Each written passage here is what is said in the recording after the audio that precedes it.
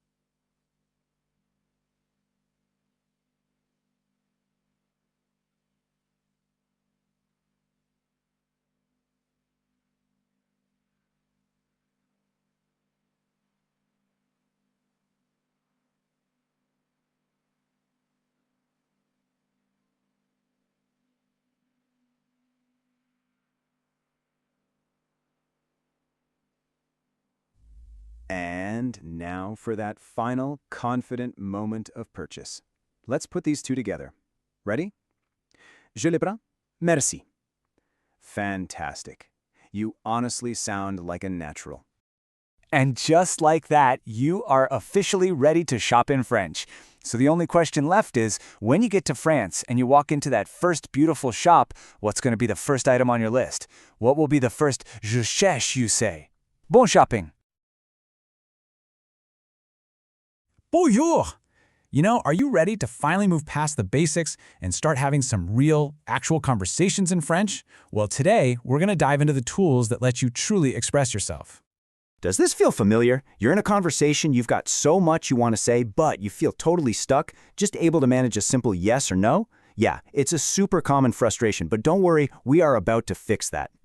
So here's the plan. We are going to unlock the exact phrases you need to share your thoughts, your feelings, and your opinions with total confidence.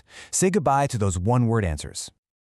Okay, first things first. We got to build a solid foundation, right? So let's start with the most essential phrases for just stating what you think. This is like the absolute bedrock of any good discussion. Just look at all these different ways you have to kick off a thought. Let's run through them. And hey, try saying them out loud with me. Je pense que, à mon avis, pour moi, selon moi, and je crois que. Perfect. Seriously, think of these as your new best friends for sharing your point of view. So, how does this work in practice? It's actually really simple. You just grab one of those opening phrases like je pense que, and then you add whatever you're thinking. For instance, je pense que le français est une belle langue. And that's it. It really is that straightforward. Okay, so you can state an opinion. Awesome. Now, let's build on that. Let's get into expressing feelings. How do you actually talk about the stuff you enjoy or, the stuff you really don't? You've got a whole spectrum to work with here. On the positive side, you've got j'aime for a simple like, and then you can crank it up to j'adore for love. On the flip side, you've got je n'aime pas for don't like, and for something you really can't stand, je déteste. The whole key is just picking the word that really matches how you feel. And here are a few great examples. What's cool is that you can follow these phrases with a thing, a noun, like le café, or with an action, a verb, like voyager. J'aime le café. Je déteste me lever tôt. See how flexible they are? Now, stating your opinion is a great start, but the thing that takes it to the next level, the thing that makes a conversation really interesting, is explaining why. And for that, there is one magic word. And here it is, parce que. It just means because. But don't let its simplicity fool you. This little word is everything. It's the bridge that connects what you think to why you think it, and it instantly makes you sound so much more fluent. And building a sentence with it is as easy as 1, 2, 3. For real. Step 1, make your statement. J'aime le français. Step 2, add that magic bridge word. Parce que. And step 3, give your reason. C'est utile. Simple, right? And so powerful. Let's look at the whole package in a full sentence. Your statement, j'adore les voyages. Your bridge, parce que, and your reason, je découvre de nouvelles cultures. Boom! In one single sentence, you've shared what you love and the deep reason why. Now that's a conversation starter. All right, so you're all set to share your own opinions, but conversations are a two-way street, aren't they? So what happens when someone else shares their opinion? How do you jump in and react to what they're saying? So here are your essential go-to phrases for responding. If you want to agree, you can say, je suis d'accord, which is a straight-up I agree. Or maybe a bit more casual, oui, c'est vrai. Yeah, that's true. And to disagree, but, do it politely, je ne suis pas d'accord is the perfect phrase. But what about those times when you're kind of on the fence? You're not totally sure? Well, of course, there's a perfect word for that too. Peut-être. It means maybe.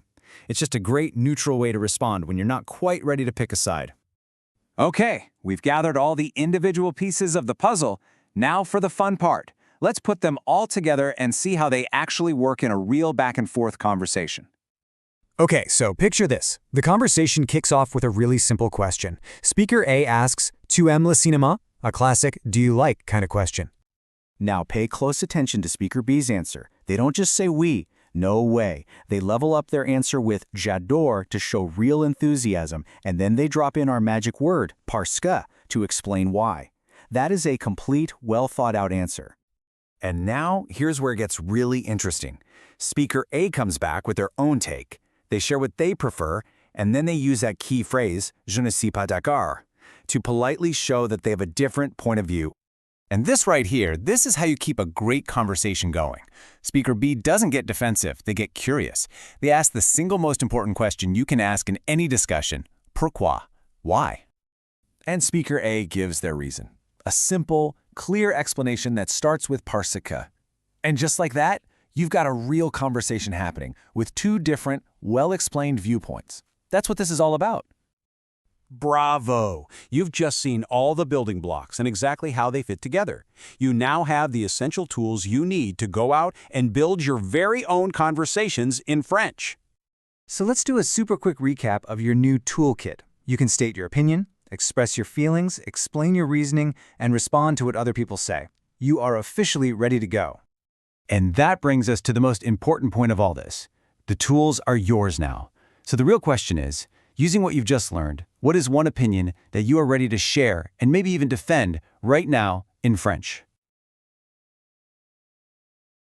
Have you ever dreamed of wandering through the beautiful streets of Paris or Montreal and actually feeling like you belong there? Well, in this explainer, we're going to unlock the essential French phrases you need to not just ask for directions, but to actually understand the answer you get back. So let's dive in. Okay, picture this. You're surrounded by incredible buildings, you can smell fresh croissants in the air, but you have absolutely no idea where you are. We've all been there, right? That feeling of being totally and completely lost is exactly why knowing how to ask for a little help is, well, one of the most practical skills you can possibly learn. But hey, don't worry, we're going to break it all down into 3 simple keys. First, we'll cover how to ask the question in the first place. Second, and this is the big one, how to actually understand the answer you get back. And third, how to put it all into practice. By the end of this, you're going to be navigating with total confidence. Let's get started with that first key, asking the right question. I mean, you can't get an answer if you don't ask, right? And the good news is, the most important phrases are actually pretty simple. Okay, so these are going to be your best friends. Où est is your classic go-to for anything singular, like où est la gare for where's the train station.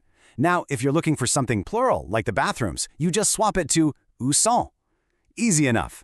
A slightly more polite way to go is pardon, je cherche, which literally just means, excuse me, I'm looking for. So, let's try one out. Imagine you need a pharmacy. You'd walk up and say, pardon, je cherche une pharmacie. Go on, give it a try. Just repeat after me. Pardon, je cherche une pharmacie. Awesome. So, you've asked your question and someone's pointed you down the street. But is that like a 5-minute walk or a 30-minute hike? To find out, you just need these 2 super simple but absolutely essential follow-up questions. C'est loin for is it far, and c'est près for is it close. So you've bravely asked for directions. Awesome. Now comes the really crucial part, actually understanding the response. This is the part where a lot of people, they start to panic a little. But we are going to demystify it right now. The key here is to listen for something called the imperative. Now, I know that sounds all technical and scary, but really, it's just the command form of a verb. It's how people give direct instructions. Think about it. They're not going to have a long chat with you. They're going to give you commands like go, turn, take. And these are the most common commands you are going to hear. Let's run through them. Continuer tout droit means go straight ahead. Tournez à gauche is turn left. Prenez la première rue means take the first street. And arrêtez is, you guessed it, stop. Just try saying those main words. Continuez, tournez, prenez. You got it.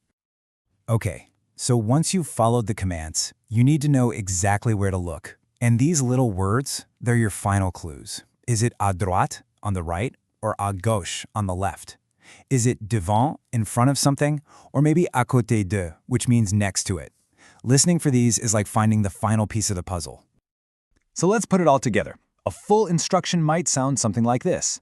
La banque est à côté du supermarché. The bank is next to the supermarket. See how that works? You've got the place, a location word, and a landmark. Simple. All right, you have all the building blocks. Now let's see how they snap together in a real conversation. It's time to put these new skills to the test. So here's our question. Someone's looking for the library. It's simple, it's polite. Pardon? Où est la bibliothèque? And here's the answer, using those exact command verbs we just learned.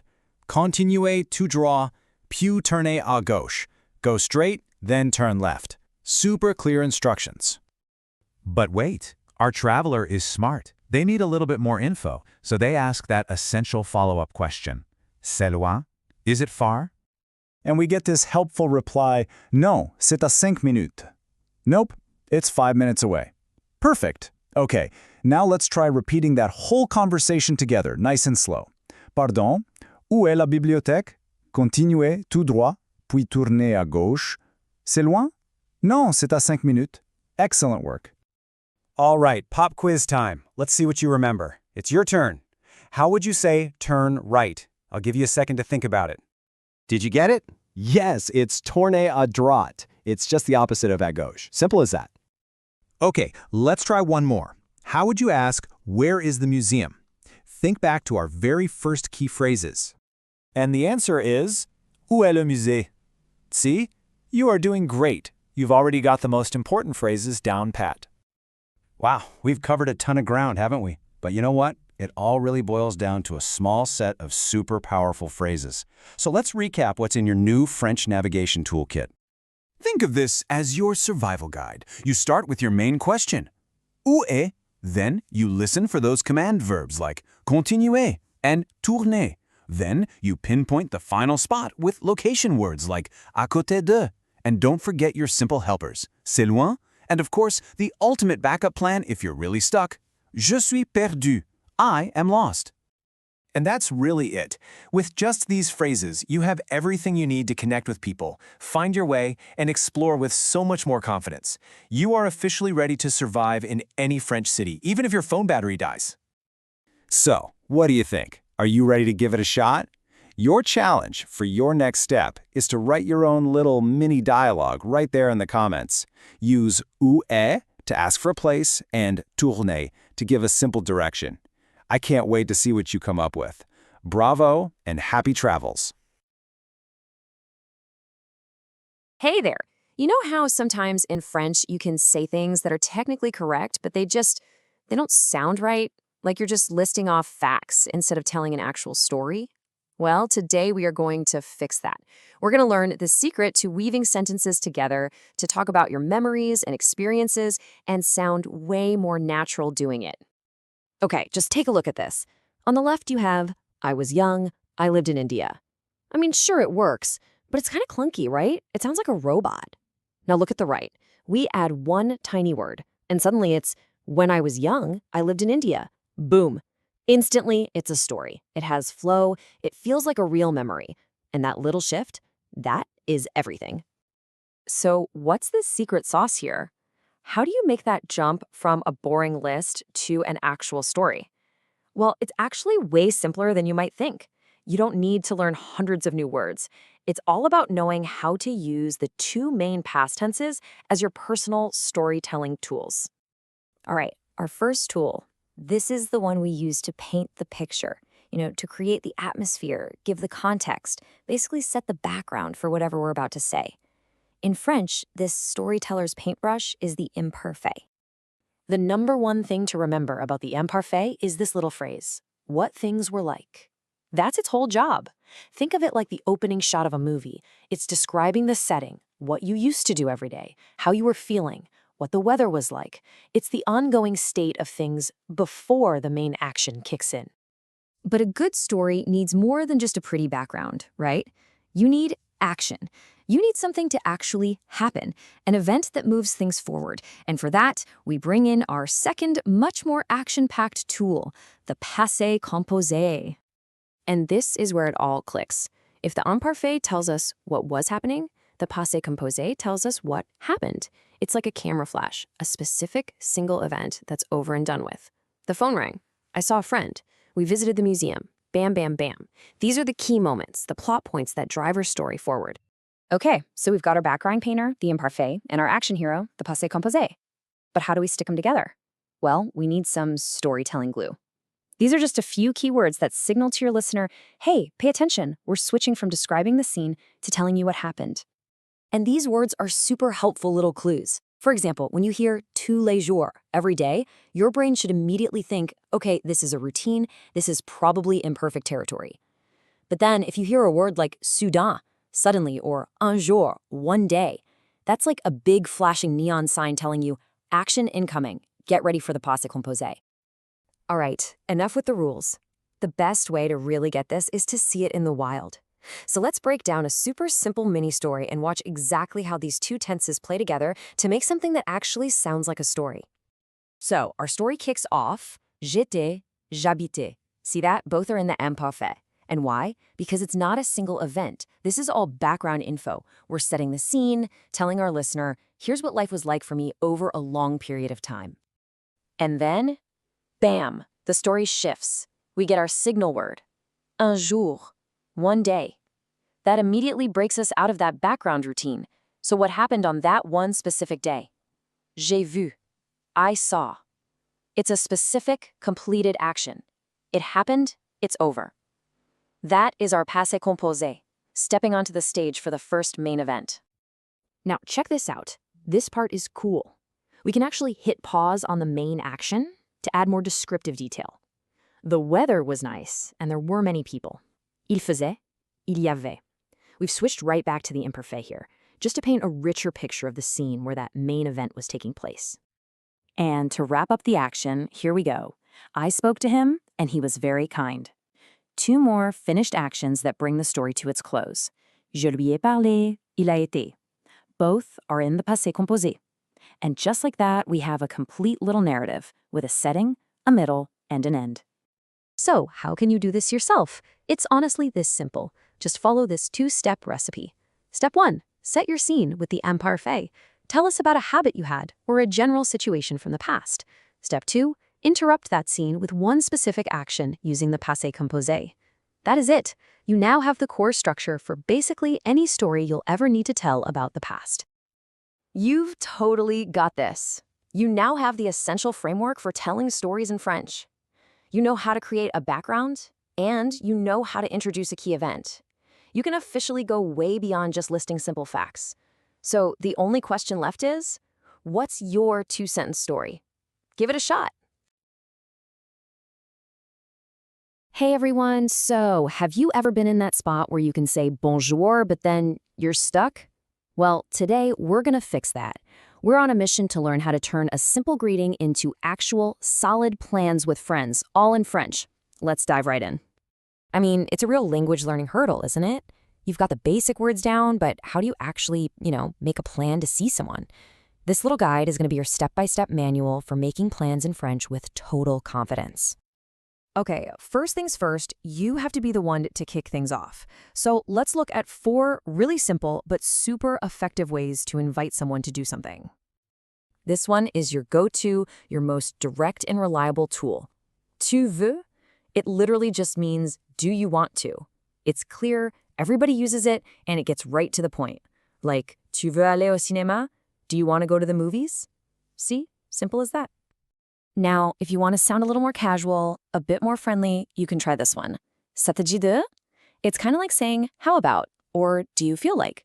It's absolutely perfect for those low-pressure suggestions, like, ça te dit de prendre un café? Feel like grabbing a coffee?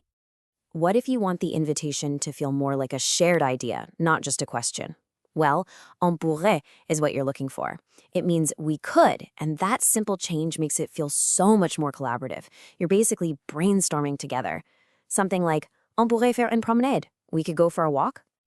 And to take that collaborative spirit even one step further, you can use est si on, which means what if we. This is just a great way to make the other person feel like they're part of the planning right from the very start.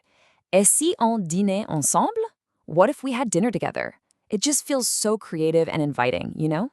So, you've put the invitation out there. Now, let's talk about the best case scenario. Your friend is totally in. Here are a few ways you can accept that invitation with some real, genuine enthusiasm. This one's a personal favorite. Oui, avec plaisir. It translates to yes, with pleasure, and it's just so warm and positive. There's absolutely no doubt that you're genuinely excited about the plan. It's such a wonderfully friendly thing to say. Sometimes you don't just want to say yes, you want to show you love the idea itself. That's where bonne idée, good idea, comes in.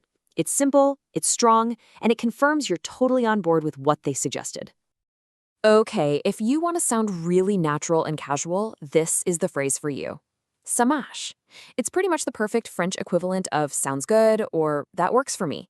People use this one all the time in everyday chats, so dropping it into conversation will definitely make you sound more like a local.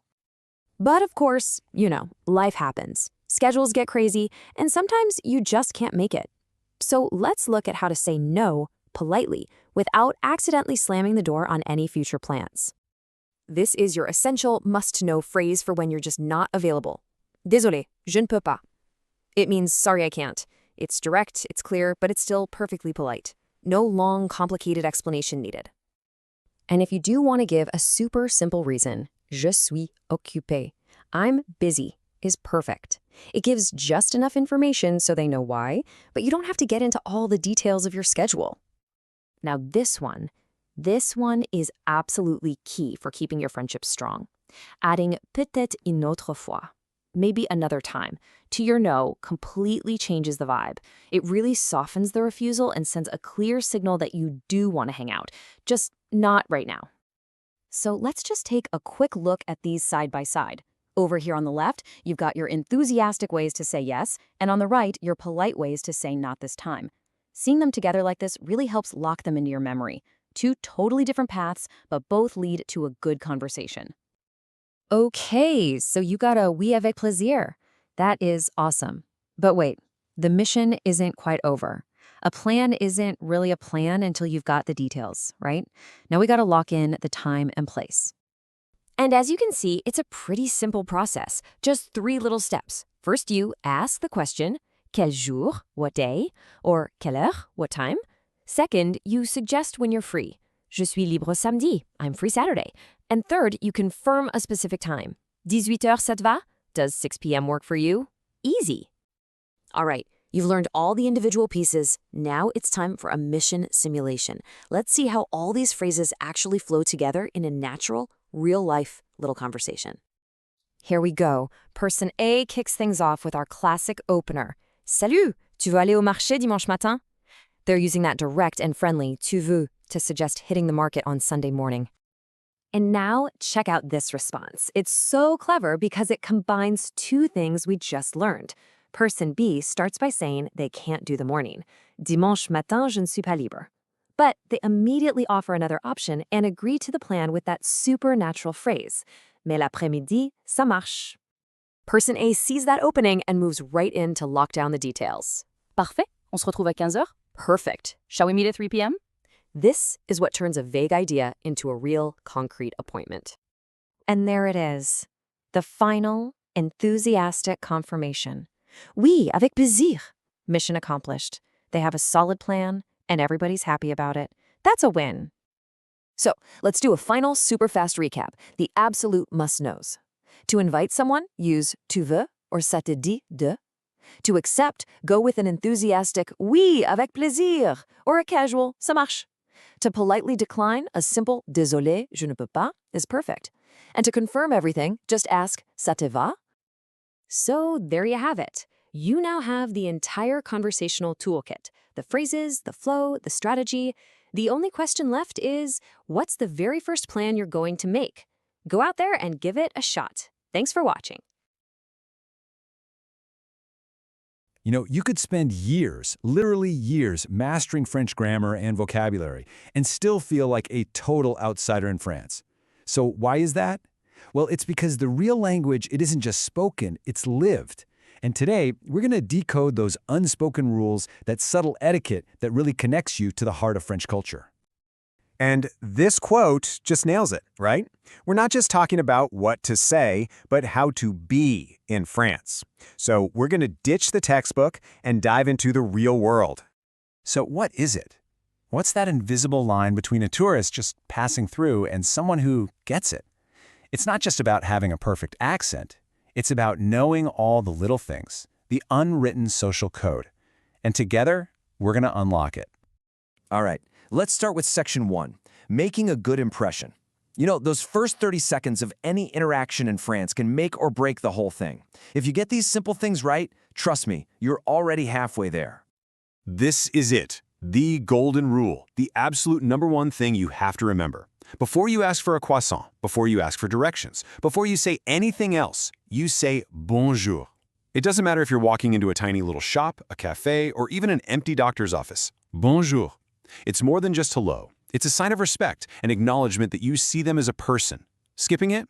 That's like walking into someone's house and just ignoring them. It's the key that unlocks every interaction. And by the way, the same goes for when you leave. A simple au revoir closes that circle of respect. What's so fascinating is how the French language itself kind of forces you to be polite. See, there are 2 words for you.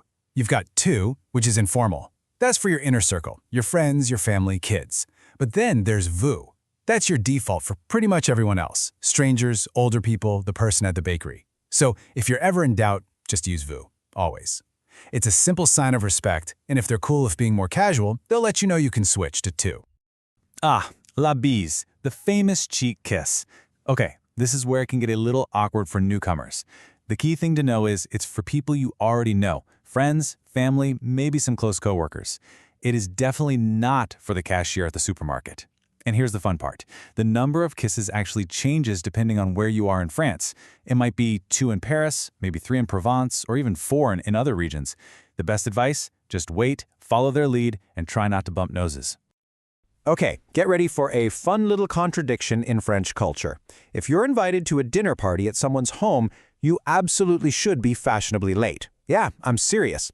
Aim for about 10 to 15 minutes after the set time. Showing up early or even exactly on time can seem a little too eager, and being a bit late gives your host some extra breathing room for last-minute prep. But, and this is a big but, if it's a professional meeting, a doctor's appointment, or a restaurant reservation, you are on time. To the minute. In that context, being late is just plain rude. Okay, so we've nailed the first impressions. Now let's zoom out and look at how this whole cultural mindset shapes the rhythm of a typical day in France. Welcome to Section 2, the art of French living. So you're at a French dinner table. There are a couple of core rules to remember. First, nobody, and I mean nobody, takes a bite until the host says bon appétit. It's the official starting pistol for the meal. And second, keep your hands visible. Don't put them in your lap. Just resting your wrists on the edge of the table is perfect. It's a sign that you're engaged and part of the conversation, and, you know, historically, it showed you weren't hiding a weapon. And now for my favorite little detail. This is a dead giveaway that you know what's up. Your piece of bread, it does not go on your plate. It doesn't go on a side plate. It goes directly on the tablecloth right next to your plate. I know, it feels so wrong at first, like you're making a mess. But trust me, in France, it is absolutely the right thing to do.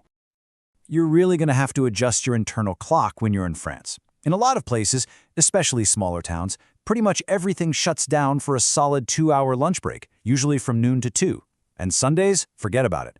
That day is for family and rest, not for shopping. But the upside is this wonderful tradition of the daily trip to the boulangerie for fresh bread. It's not just an errand, it's this beautiful, warm, amazing-smelling daily ritual. And honestly, this might be the most important thing to understand about daily life in France. In a world that's obsessed with speed and efficiency, a French meal is a deliberate, wonderful pause.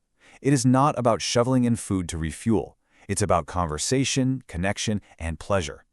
A weekday lunch can easily last an hour, and a dinner with friends can stretch for 3 or 4. Rushing through a meal isn't just rude, it's kind of missing the entire point. All right, section 3. We've looked at the daily rituals. Now let's talk about the big moments, the national traditions that bring the whole country together throughout the year. So, there are 3 key celebrations that really define the calendar year in France. You've got the delicious, cozy tradition of La Chandeleur in the winter, the massive patriotic celebration of Bastille Day in the summer, and of course, the magic of Noël at the end of the year. Bastille Day on July 14th is basically France's version of the 4th of July, but with a very unique French flair. Just picture it, military jets flying over Paris, streaming red, white, and blue smoke behind them. There are huge parades, and at night, fireworks light up the sky everywhere, from the smallest villages to the Eiffel Tower itself. It's one giant, nationwide party celebrating liberty. Now, Christmas, or Noël, feels familiar in some ways, but it's also distinctly French. The main event is the massive Christmas Eve feast, called Le Réveillon. It can go on for hours, and it's full of delicacies like oysters, foie gras, and a special Yule cake called a bûche de Noël. And here's a sweet little difference. Kids don't hang stockings. Instead, they leave their shoes out by the fireplace for Père Noël to fill with gifts. And now, let's talk about one of my favorite and probably one of the most delicious holidays, La Chandeleur, on February 2nd. What is it? Well, it's basically National Crepe Day. That's it. All across France, families are at home, in their kitchens, making and flipping crepes. It's as simple and as wonderful as it sounds. But it's not just about eating the crepes. There's this super fun little tradition that's supposed to bring you good luck. Okay, here's how you do it. You hold a coin in your dominant hand, so your writing hand, and you hold the crepe pan in the other. Then you have to flip the crepe and catch it perfectly in the pan. If you manage to do it, well, tradition says you're going to have a prosperous year. No pressure. Okay, let's pull all of this together. For our last section, we're building your French culture toolkit. Just a quick, practical guide to help you navigate your next trip with a little more confidence and style. So here it is, your cheat sheet. Let's run through it. You're entering any kind of shop or cafe. The French way is to immediately say bonjour. You're meeting a stranger or someone older. Use vous, not tu. Going to a dinner party? Arrive about 10 to 15 minutes late. You're eating a meal? Keep your hands on the table. And what about that delicious bread? It goes directly on the table.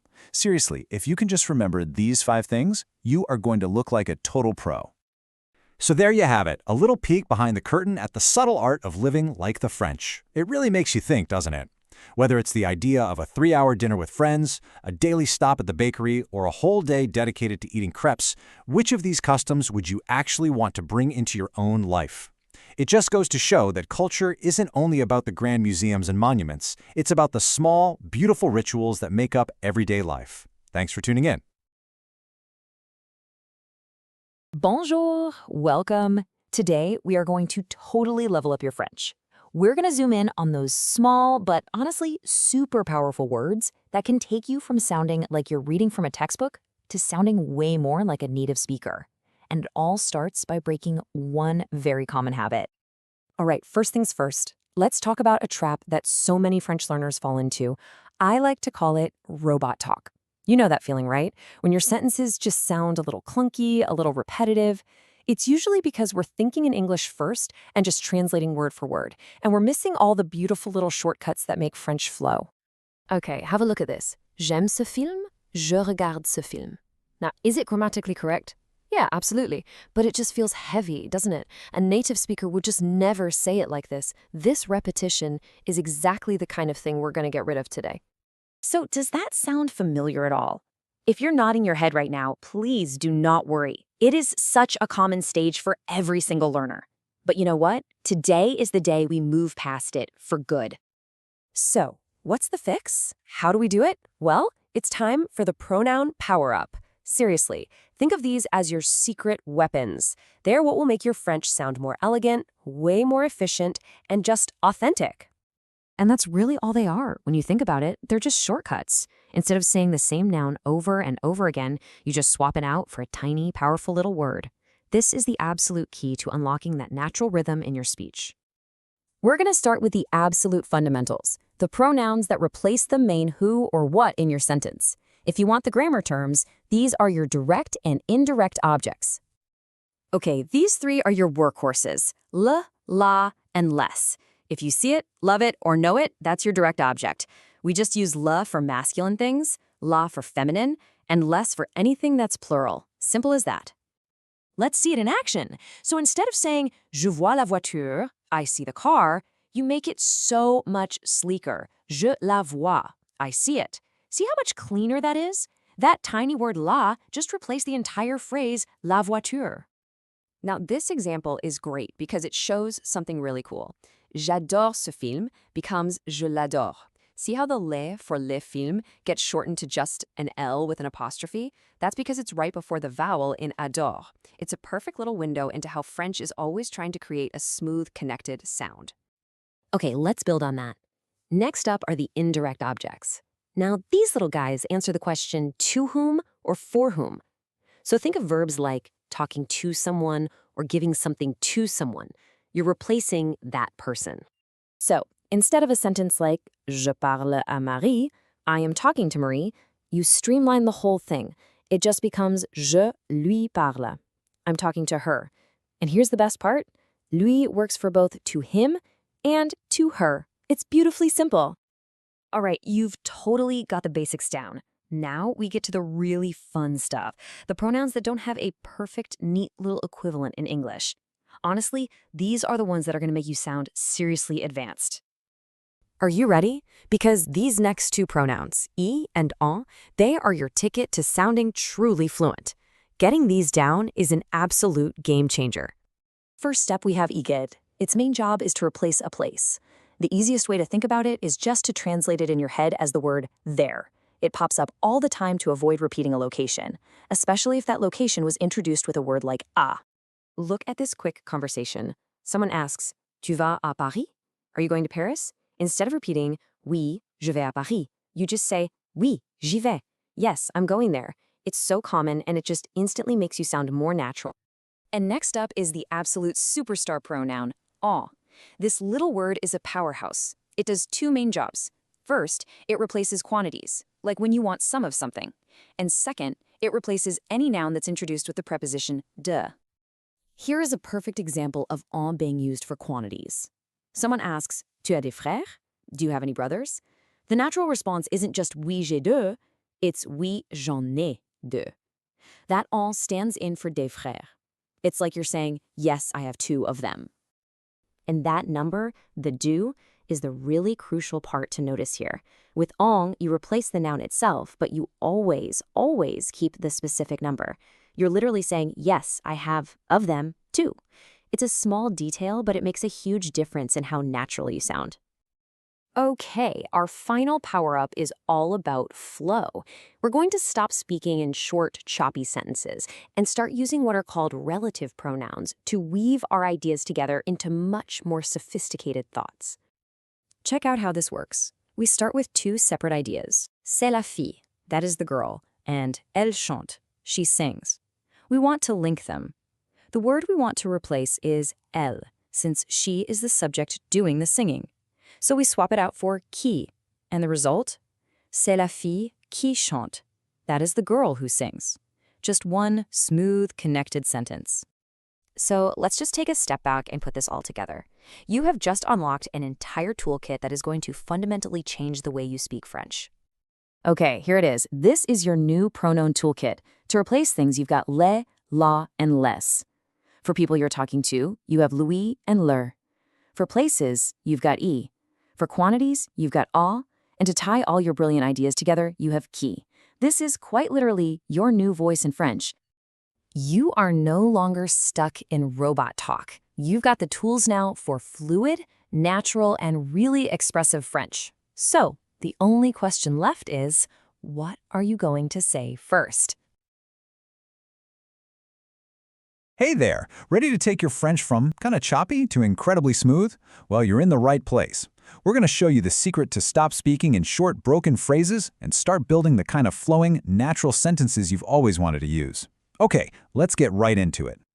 So just take a look at this. On the left, we've got what a lot of beginner French sounds like. J'aime le café. Je bois du café. See how they're two separate little ideas? But then look at the right. J'aime le café parce que ça me révèle. It's just better, right? It's smoother, it's more connected, it sounds way more natural. And the crazy part? The only difference is one simple word. You know, this choppy French problem is super common. It's that feeling we all get when we're starting out, like you're just lining up words one after another instead of actually building a sentence. But I've got great news. The fix is honestly so simple, and it's incredibly powerful. And here is that fix. It's all about these things called connectors, or you can call them linking words. The best way to think of them is like glue for your sentences. They're just simple little words that let you stick your ideas together to make those longer, more impressive sentences we're all aiming for.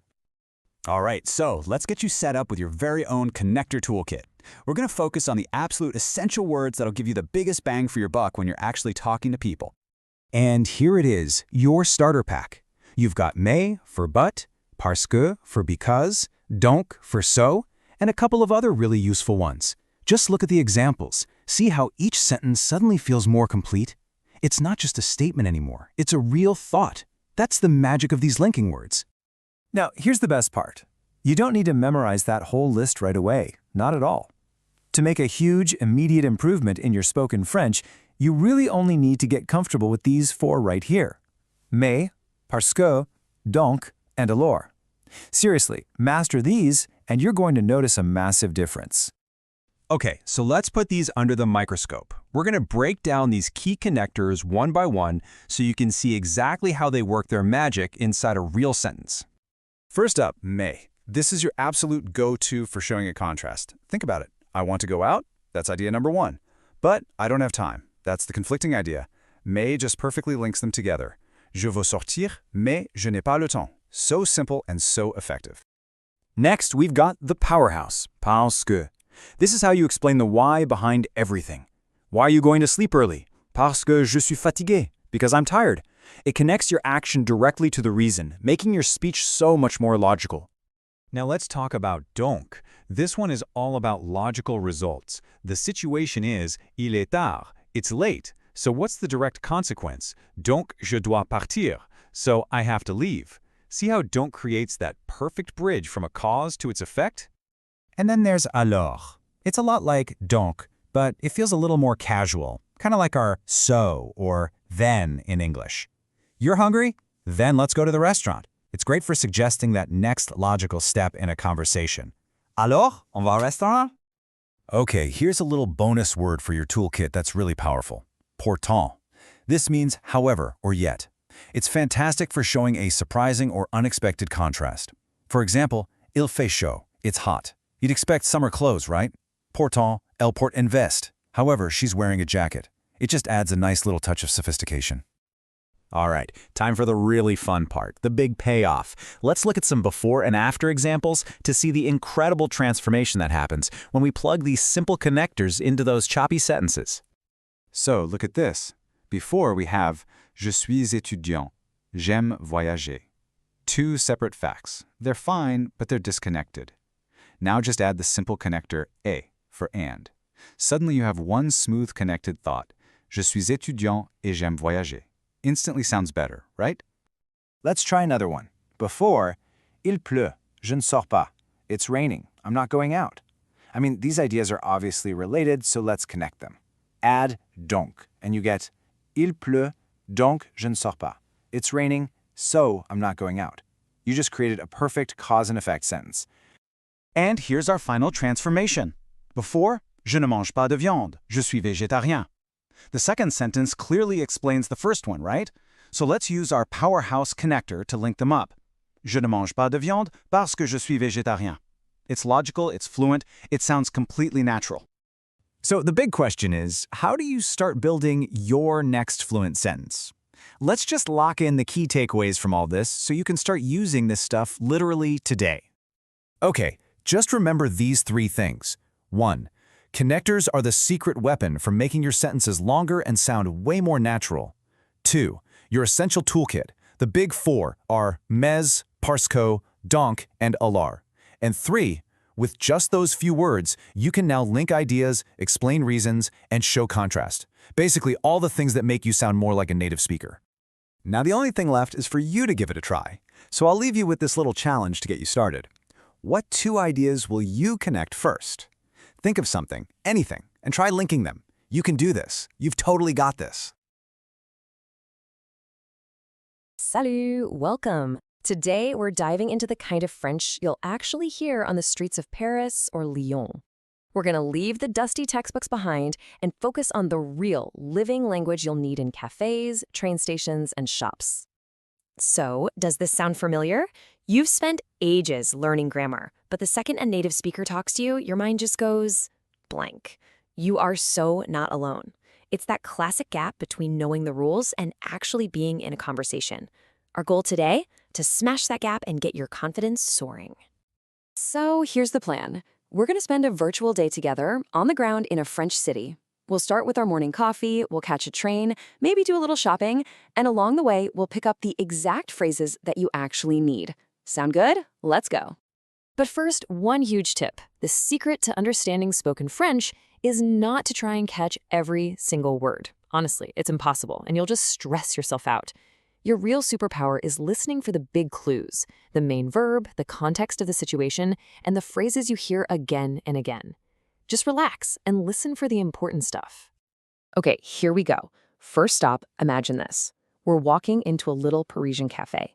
You can smell the fresh coffee and the warm croissants. This is it, our first real French interaction of the day. So the person behind the counter will say something like this. Bonjour, vous désirez? And you'll reply, Bonjour, je voudrais un café et un croissant, s'il vous plaît. See, it's polite, it's direct, and it's not nearly as scary as you think. But wait, they'll almost always ask you one more question. But first, let's zoom in on the most powerful phrase you just used, je voudrais. This is your golden key. It just means I would like, and it's the perfect, polite way to ask for anything, whether it's a coffee or a train ticket. It's the first tool for our toolkit. So, after you order, you are almost guaranteed to hear this question, sur place ou à emporter, for here or to go. It's a simple choice, but it comes up all the time. Knowing these 2 little phrases makes the whole thing go so much smoother. All right, we're caffeinated and ready to go. On to our next stop. We're heading into the hustle and bustle of a big train station. It can feel a little chaotic, but don't worry. Our only goal right now is to find the platform for our train to Lyon.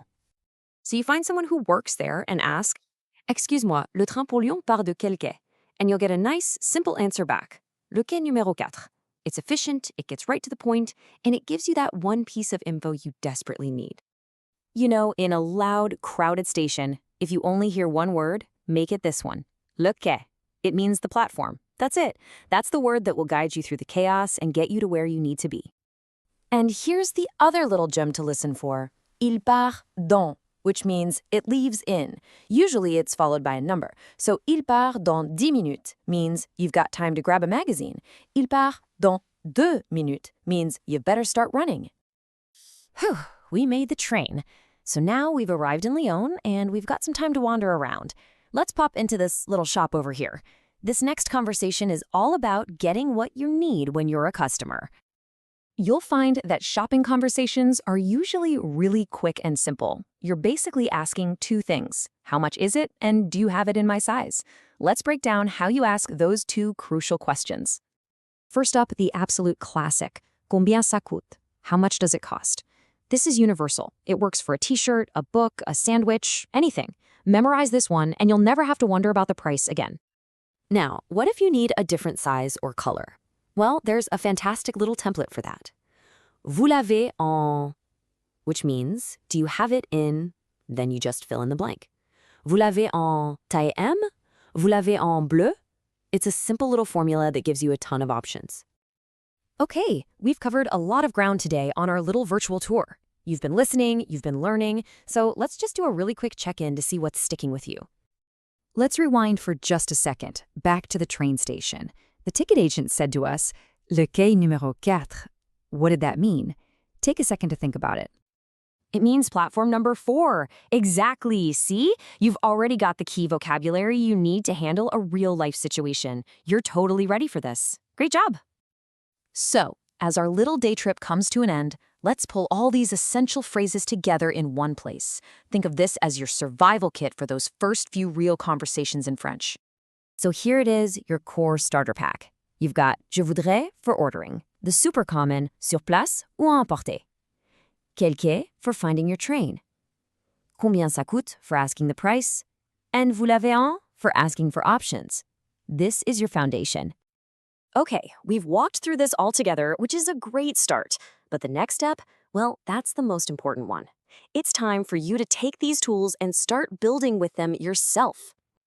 And don't make it complicated. Just pick a situation, a restaurant, an airport, whatever.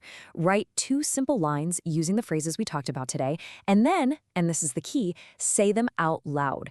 Get used to the feel and sound of these words coming from you. Look, you now have a practical, real-world toolkit that goes way beyond what you find in a textbook. That fear of freezing up can start to fade away because now you have the confidence that you can handle these everyday moments. So the only question left is, where will your French take you first?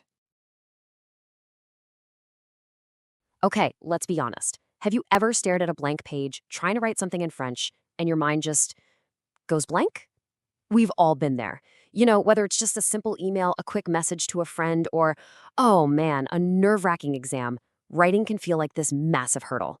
Well, today we're going to change all that.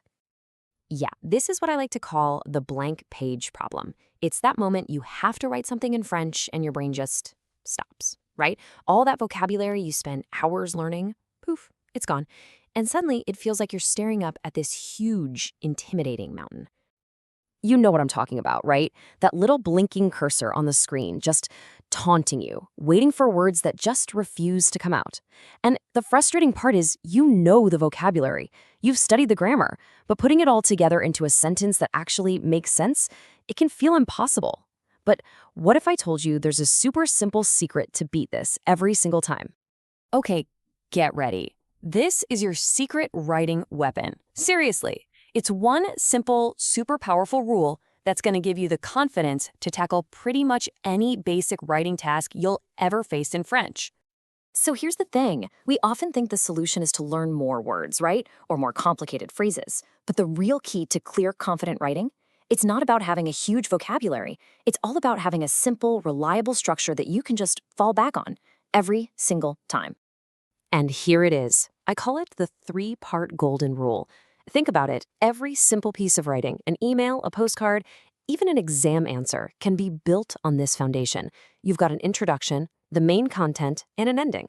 Bam! Suddenly, you're not staring at a blank page anymore. You have a roadmap. It's really that simple. Let's see how it works in the real world. All right, enough theory, right? Let's actually put this rule to the test. We're going to take it out into the wild and see how it holds up in some real-life situations. So, first up, a super common scenario, writing a formal email. You know, like writing to a teacher, or maybe a hotel you want to book, or some kind of office. You've got to be clear, you've got to be polite, and you need to get straight to the point. Okay, let's take a look at a classic formal email. It starts with Je vous écris pour demander des informations. I'm writing to ask for information. But pay close attention to that key phrase, pourriez-vous. That little phrase instantly sets a polite, formal tone. That's exactly what we're going for. All right, now let's break this down using our 3-part rule. Look how it fits perfectly. The intro, Bonjour madame, je vous écris pour, gets right to it. The main content, Pourriez-vous me dire, asking the important questions. And then the ending, Merci beaucoup, cordialement, a classic, super polite closing. See? It's a perfect fit for our structure. Okay, awesome. Now let's totally flip the script. We're going from a stuffy, formal email to something completely casual, like a postcard you'd send to a friend from vacation. The tone is going to change for sure, but will the structure? Okay, so here's our postcard. And right away, you can just feel the difference, can't you? It's friendly, it's relaxed, it's sharing fun little details. And check out the language, salut, instead of bonjour, and that warm closing, à bientôt. It's these tiny word choices that completely transform the tone. And what happens when we apply our rule? Would you look at that? It's the exact same structure. The introduction, Salut, je suis en vacances à Nice, it sets the scene. The main content shares all the fun stuff about the weather and the food. And the ending, à bientôt, is just a friendly sign-off. The situation is totally different, but that golden rule, it still works perfectly. You know, seeing them side by side like this makes it all so clear. The structure doesn't change, but the vocabulary is what signals the tone. Bonjour madame turns into salut. That polite pourriez-vous becomes a simple direct statement, and a formal cordialement becomes a friendly à bientôt. If you can master these small changes, you've mastered the tone. All right, now let's take our secret weapon to the place where things get really stressful, a timed writing exam, like the DELF A2. This is where having a solid structure isn't just helpful, it is absolutely essential. So here's the typical setup. You get a short message, maybe an invite from a friend, and your job is to write a reply, usually around 60 to 80 words. And the number one most important thing is you have to directly answer every single prompt they give you. So here's the trick. Instead of panicking about writing 80 words, you turn the prompt into a simple checklist.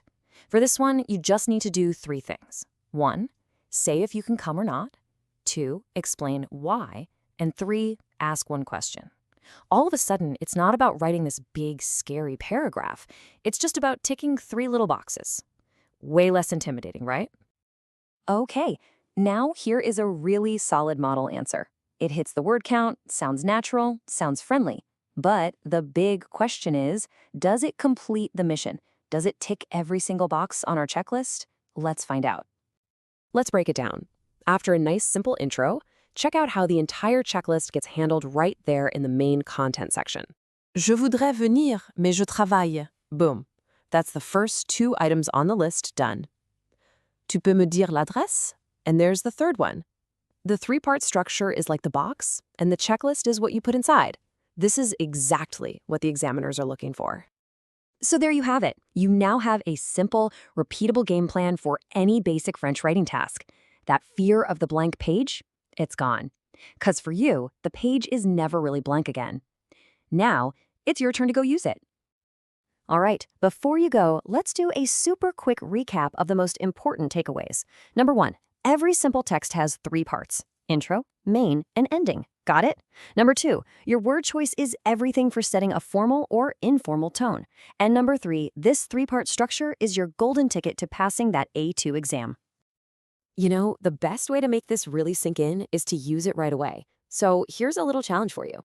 Write a short, formal email to a French teacher. Just introduce yourself, ask 2 simple questions, and use a polite ending. Go on, put that 3-part structure to work right now.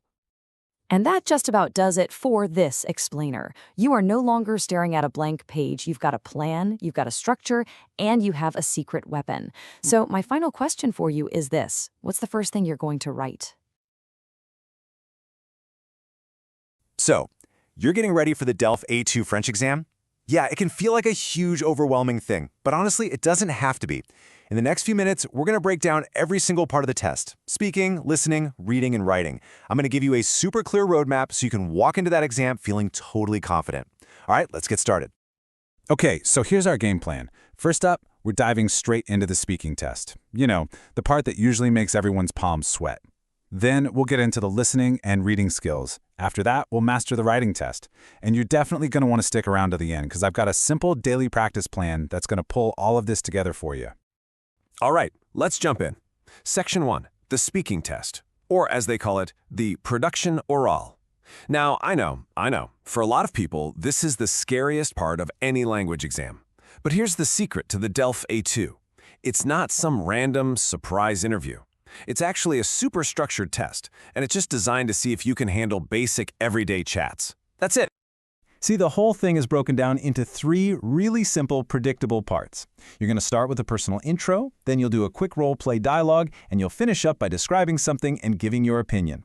Super straightforward, right? Let's take a look at what each of those actually means. So, task 1 is just your personal introduction. The examiner will probably say something like, présentez-vous, which literally just means introduce yourself. In this example with Anna here, it's perfect. She says, hello, my name is Anna, I'm 24, I'm Italian, and I live in Lyon. You could also throw in your job or a hobby. The whole point is just to get those basic facts out there nice and smooth. Up next is task 2, the role play. And really, this is just you handling a simple, real-world situation. Like making a doctor's appointment. The phrases here are golden examples. Je voudrais prendre un rendez-vous. I'd like to make an appointment. And lundi matin si possible. Monday morning if possible. That's all it takes. You just need to be direct, be polite, and be clear. And the final part of the speaking test is what they call a monologue. But don't let that word scare you. It's just you describing a topic and sharing your thoughts on it. They might ask about your favorite movie, for instance. The most important thing here is to give your answer a little bit of structure. So start with simple phrases like j'aime, I like. Then explain why with parce que, because. And you can even throw in a selon moi, in my opinion. Using a simple formula like that shows the examiner you know how to organize your ideas. Okay, so we've tackled speaking. Let's move on to the comprehension skills, which are listening and reading. For both of these sections, your main job is really simple. Just understand the information that's being given to you. The way you do it, though, is a little bit different for each one. And here's the main difference, right? For listening, you've got to understand the audio as it's happening, right there on the spot. But for reading, well, you've got the text right in front of you. Your job is just to scan it and find specific little details. But at the end of the day, they're both testing the same thing. Can you quickly figure out what's going on? So what kind of stuff are you actually going to be listening to? Well, think about short, everyday audio clips. It could be a train announcement at the station, a quick clip from the radio, or maybe a voicemail. The themes are always going to be about daily life, things like transportation, family, food, all the usual stuff. And it's pretty much the same story for the reading section. You're going to be looking at short, real-world things. We're not talking about long, complicated articles here. No way. Instead, you'll see things like emails, advertisements, maybe a restaurant menu, or a public notice. And all you have to do is find the key piece of information, like what's the price, what time does it start, or where is it? Okay, time to tackle the writing test, the production écrite. And guess what? Just like the speaking test, it's broken down into a couple of short, totally manageable tasks. No surprises here. So, for task number 1, you're writing a really short, simple message. Think like a quick email or a postcard. The goal is just to get a message across. But for task number 2, you'll write something a little bit longer, a little more descriptive. You might talk about your weekend, or a friend, or a place you went to. Now, pay attention to the word count for this first one. It's only 40 to 60 words. That's it. This is not the time to write a beautiful novel. Nope. It's all about being clear and efficient. Just communicate the information you need to, and that's it. You're done. And for the second task, the word count bumps up just a little bit to 60 to 80 words. That little increase is basically a signal telling you to add a bit more flavor. This is where you can use a few descriptive adjectives, connect your ideas, and tell a tiny little story. This example here is a fantastic model for that second writing task.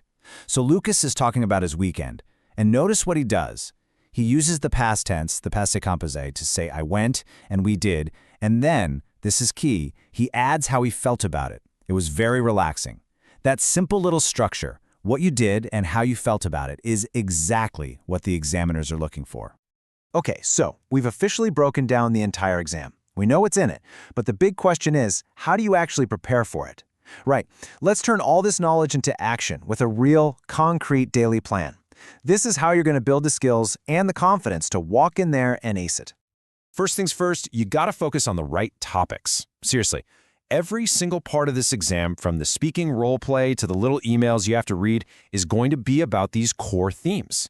If you can get really comfortable with the vocabulary for daily life, travel, family, shopping, all this stuff, you'll be ready for pretty much anything they can throw at you.